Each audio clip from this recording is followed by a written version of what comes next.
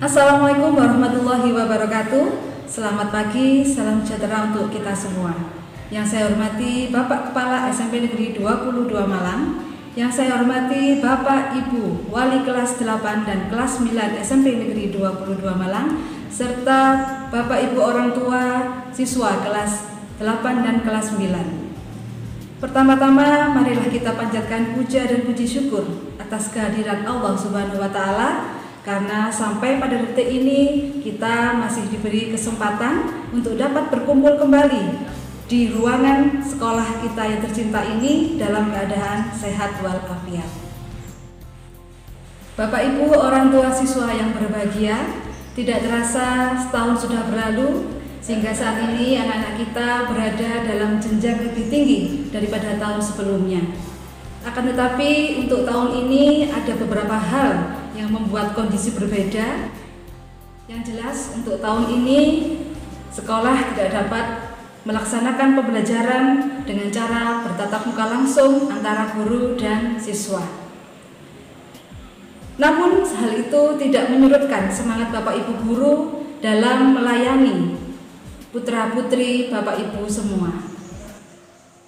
Dengan kondisi ini, dengan adanya pandemi ini, insya Allah akan semakin membuat kami, pihak sekolah, beserta Bapak Ibu guru untuk selalu mencari strategi-strategi pembelajaran yang terbaik sehingga pembelajaran dapat berlangsung secara efektif dan efisien.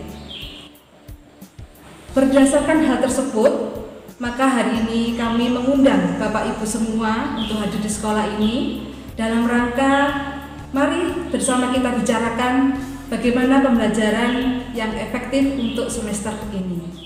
Berdasarkan hasil evaluasi pembelajaran yang sudah kami lakukan pada semester lalu di 3 bulan terakhir, maka kami simpulkan bahwa ternyata pembelajaran saat itu tidak dapat berjalan secara maksimal karena saat itu kita masuk dalam kondisi yang belum siap. Bapak Ibu guru mungkin belum siap, siswa juga belum siap, apalagi orang tua. Sehingga saat ini pembelajaran ke depan yang akan berlangsung 6 bulan ini harus kita siapkan dengan sebaik-baiknya. Baiklah Bapak Ibu, berikut akan saya paparkan bagaimana program pembelajaran di semester ini sehingga insya Allah pembelajaran dapat berlangsung dengan baik. Baiklah Bapak Ibu, berikut paparan saya. Ada 2 poin utama yang akan saya sampaikan, yaitu yang pertama tentang pembelajaran daring dan kedua tentang KKM atau kriteria kenaikan kelas. Perlu Bapak Ibu ketahui bahwa pembelajaran di masa pandemi dan sebelum pandemi ini pasti akan ada perbedaan. Perbedaan utamanya terletak pada beban belajar dan pembelajaran itu sendiri. Pada beban belajar sebelum pandemi, siswa dibebani waktu belajar selama 40 JP per minggu. 1 JP-nya adalah 40 menit. Sedangkan di saat pandemi nanti siswa akan dibebani sebanyak 25 JP per minggu atau setiap harinya akan ada 5 JP. Jika dikonversikan menjadi 200 menit per hari.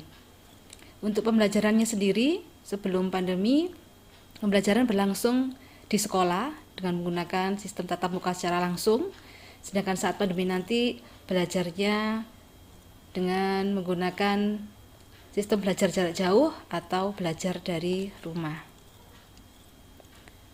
Struktur kurikulum dan beban belajar itu sendiri dapat diperhatikan di layar bahwa ada kompresi di situ.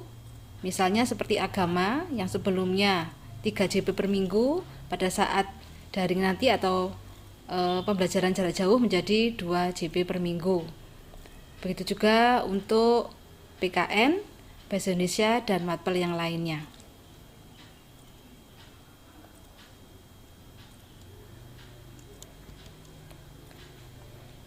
Nah, apa itu belajar dari rumah?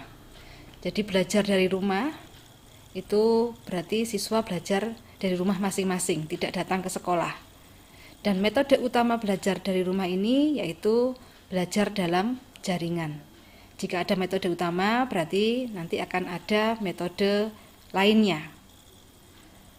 Nah, belajar dalam jaringan sendiri ada dua, yaitu melalui virtual atau video conference dan melalui LMS atau Learning Management System.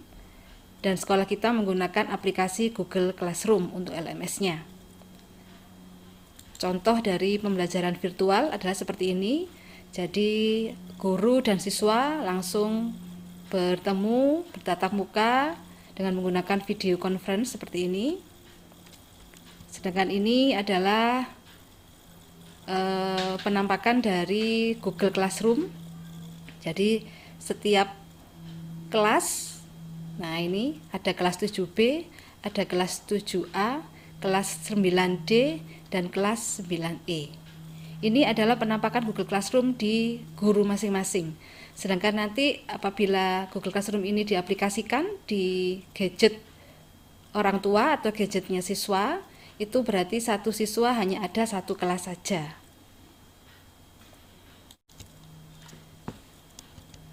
Nah, apa itu Google Classroom?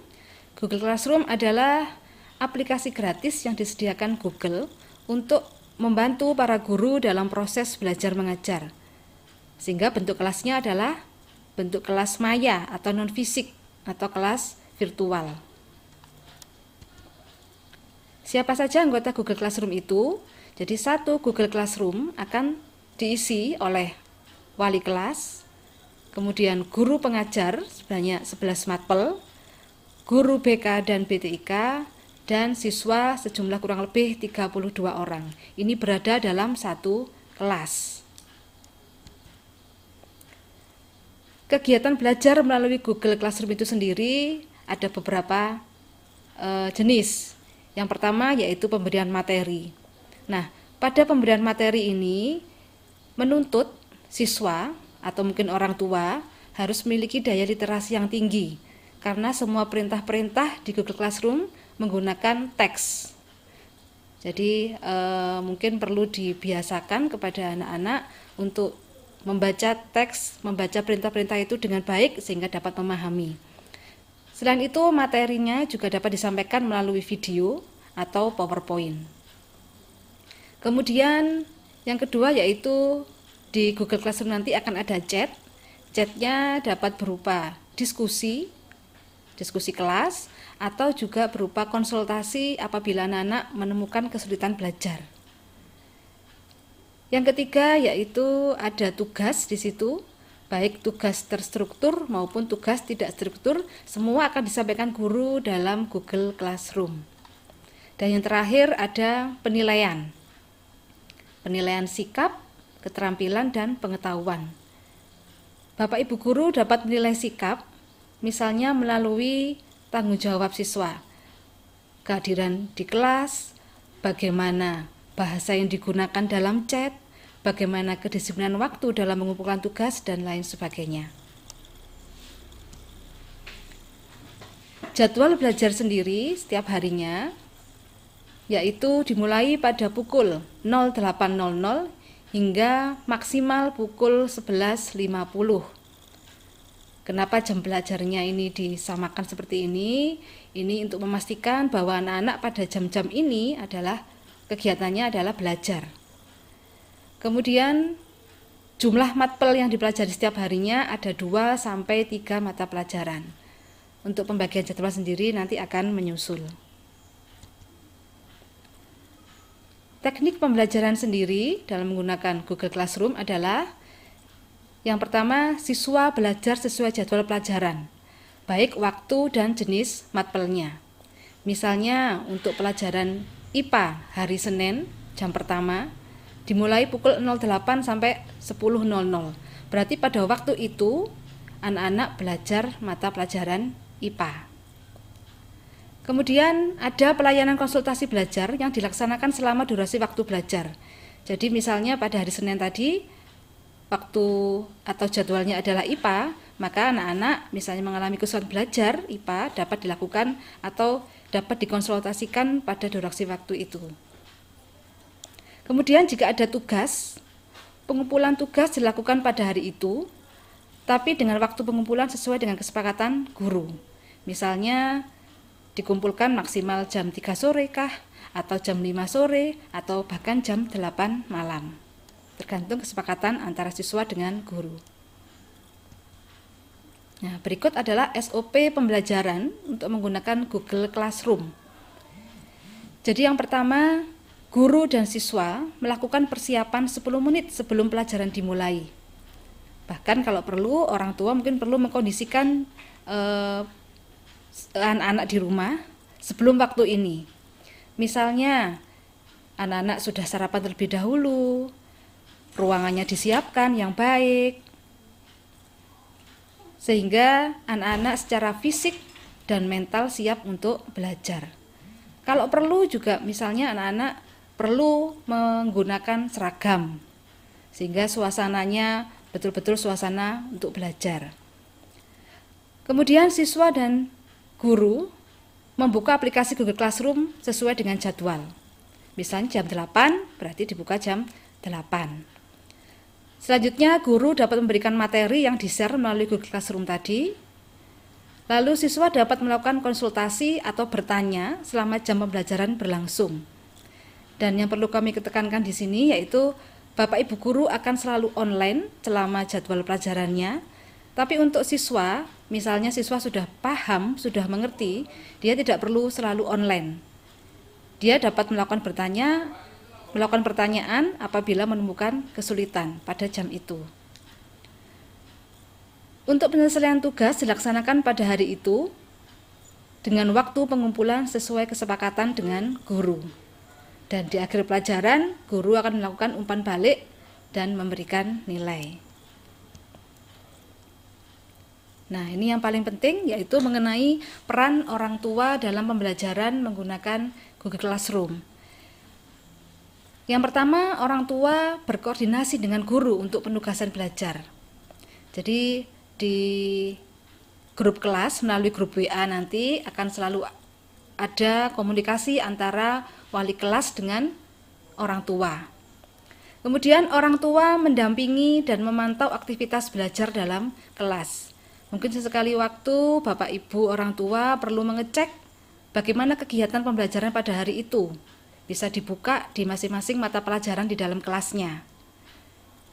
Selain itu juga perlu sesekali dicek karena anak-anak menggunakan gadget sehari-hari. Jadi perlu dicek juga konten gadgetnya apa saja, mereka membuka apa saja, media apa saja yang mereka lihat dan seterusnya.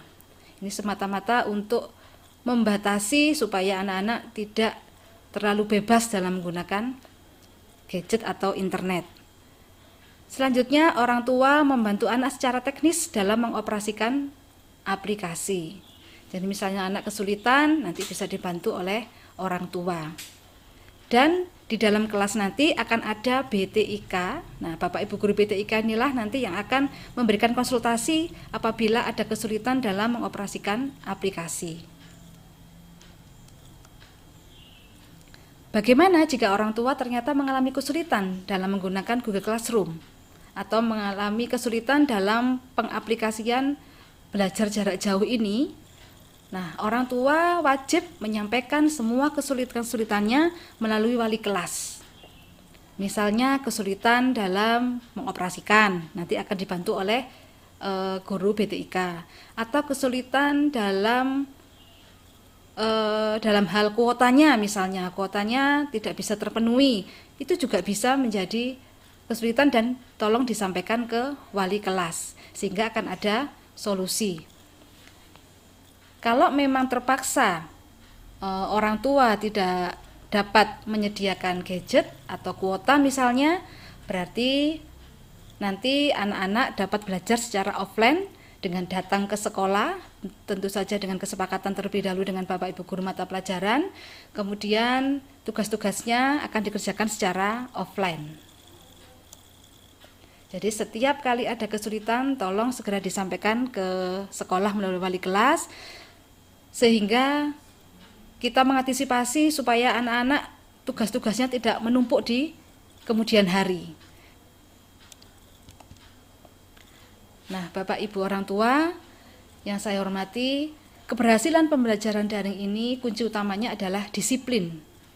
Disiplin antara siswa, guru, dan orang tua. Ketiga faktor ini saling bersinergi sehingga pembelajaran daring dapat berlangsung secara efektif dan efisien. Berikutnya adalah tentang KKM di sekolah kita. KKM untuk aspek pengetahuan dan keterampilan adalah 70.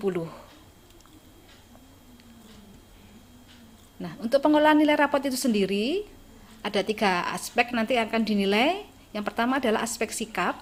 Sikap akan diamati oleh guru matpel, guru BK, dan wali kelas dalam kelas Google Class nanti. Kemudian akan dihasilkan catatan deskripsi di akhir semester, kemudian wali kelas menyimpulkannya. Kemudian untuk aspek pengetahuan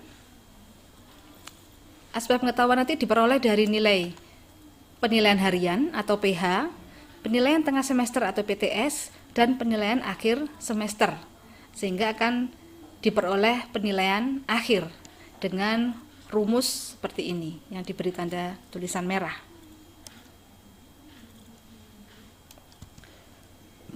Berikutnya untuk aspek keterampilan.